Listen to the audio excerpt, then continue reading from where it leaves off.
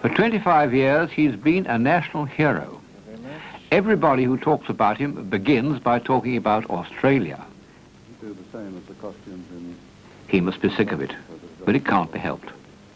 He made Australia live for the rest of the world. Major retrospectives of his work have been seen in London, Darmstadt, Stockholm, and Dublin, and of course in Australia. Before he painted it, and its unruly inhabitants, it was known through the excellent landscapes of Sir Arthur Streeton, which might just as well represent parts of France, or the reassuring woods of gum trees by Hans Huyssen, which are like Australia, but only in a limited, amiable aspect. The vast mass of Australia is not amiable. It is cruel, harsh, and barren, beyond any other part of the habitable globe. For 1,000 miles one sees nothing but red desert, the bones of a few dead animals, and occasionally the sordid remains of a street where somebody looking for gold had tried to build a township.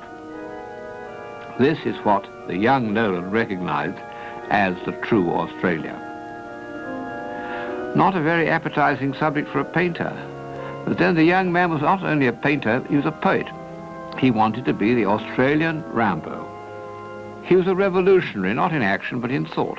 He felt that Australia was in itself a kind of revolution against the idea of a cozy European civilization with its myths going back to ancient Greece. Both draw their strengths from locality, but transcend it, so that the local becomes universal. Both are horrified by the smugness and grossness of biological aptitude, and they are heroes of the odd men out, Peter Grimes, Billy Budd, Ned Kelly, and Bracewell. And in both there's a quality which I find very hard to describe, except by saying that one shouldn't be surprised at anything they have done, by which I do not mean simply that they're men of genius, but that in both their imaginations there's been something very strange, just over the horizon, something which may never reveal itself, but which gives, by refraction, a faint colour of menace to almost all their work.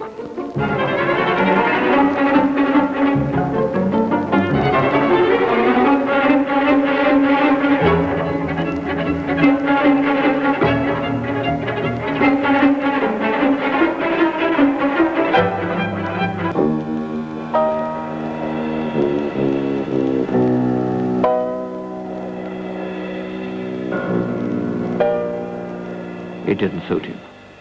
He needed to record life, the life of the parks and fun fairs. And he found a way of doing it which is like that of children's paintings, stuffed with incident of every kind.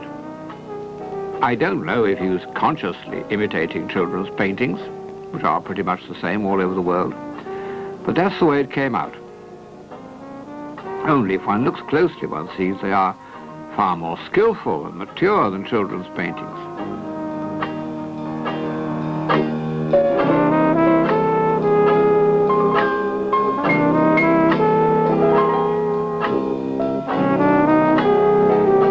He knew the best contemporary painting, which meant painting of the School of Paris, only from books. It's hard to realize that not a single original was to be seen in Australia.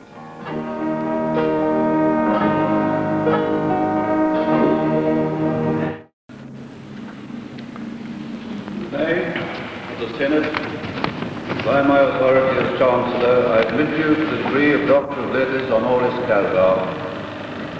May I add that the University itself is honoured this day to enroll you amongst its graduates.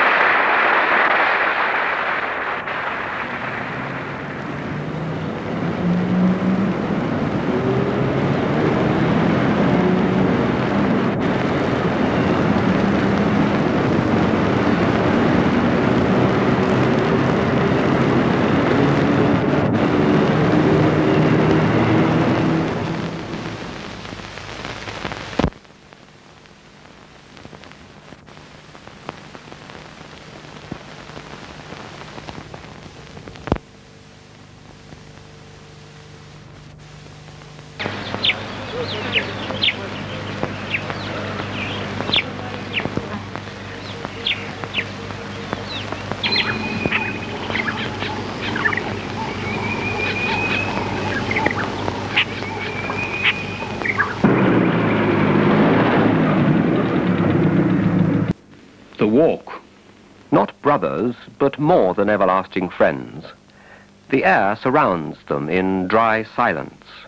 One step they heard the beating heart, the next it fell into a graveyard. Being liars, they called it paradise.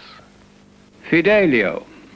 In the bank vault, the paintings, like prisoners, face each other. The man with the iron head and the robin on the fence, buried without being dead. By the stile. The flowers are feeding on the dedicated air.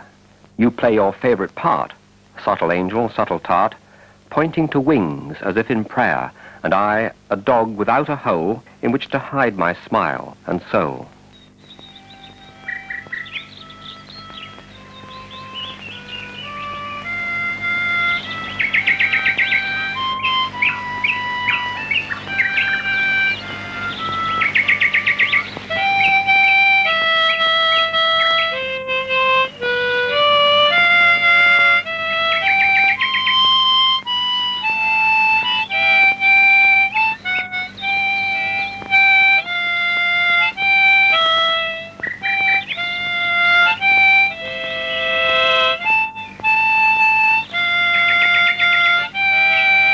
I'm very interested, in fact compelled and dedicated to transmitting emotions.